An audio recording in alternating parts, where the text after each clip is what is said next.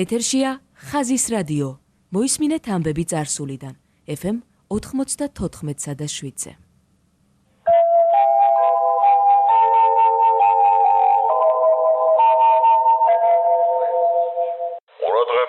ყურადღება.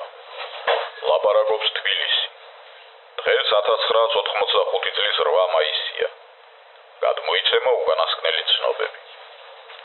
მოსკოვში კრემლის სვეტებიან დარბაზში შედგა დიადი გამარჯვების 40 წლის თავისადმი მიძღვნილი საზეიმო კრება, რომელზეც სიტყვით გამოვიდა საბჭოთა კავშირის კომუნისტური პარტიის ცენტრალური კომიტეტის გენერალური მდივანი მიხეილ სერგეიძე გორბაჩოვი.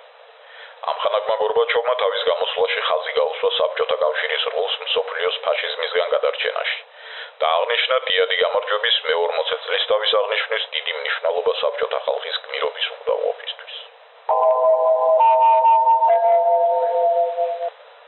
ახალი ხიდი გადაეცა საექსპლუატაციოდ ბოლნისის რაიონში.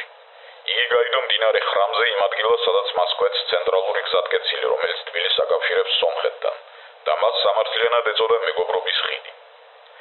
ძველი ხიდი, რომელიც სოფელ არახლოსთან იყო გადებული, ვეღარ აკმაყოფილებდა გაზრდილ სატრანსპორტო მოთხოვნილებას და ხშირი იყო ხერგილები. ახალი ხიდის გახსნისას გაიმართა საზეიმო მიტინგი. კასპის ცემენტ-შიფერის კომბინატში შესრულებული შრომის გამარჯვებას ზეიმობენ. ვადამდე დამთავრდა მბრუნავი ღუმელის რეკონსტრუქცია. მბრუნავი ღუმელი კომბინატში მთავარი კვანძია. აქ მზადდება ცემენტისთვის საჭირო კლინკერი. მისი რეკონსტრუქცია ძვირი უჯდებოდა საწარმოს და მნიშვნელოვნად ამცირებდა ცემენტის გამოშვებას. კომბინატის ხელმძღვანელობამ გათვალა ყველა წვრილმანი და მოიწვია გამოცდილი სპეციალისტები ბრიანსკიდან და მოსკოვიდან. მათ 40 დღის ნაცვლად 30 დღეში მოახდინეს რეკონსტრუქცია. ღუმელი უკვე მთელი ძალით მუშაობს. სოხუმში შედგა პირველი აფხაზი პროფესიონალი მხატვრის ალექსანდრე შერვაშიძეს ჩაჩბას ნეშტის საფრანგეთის ქალაქ ნიცადან სამშობლოში გადმოსვენებისა და დაკრძალვის ცერემონია. თითქმის 2 წლის შემდეგ რესპუბლიკის ხელმძღვანელი ორგანოების დახმარებით მისი ნეშტი საფრანგეთიდან ბათუმში ჩამოასვენეს. აქედან კი თბომავალმა ნესტორ ლაკობამ სოხუმში ჩამოასვენა.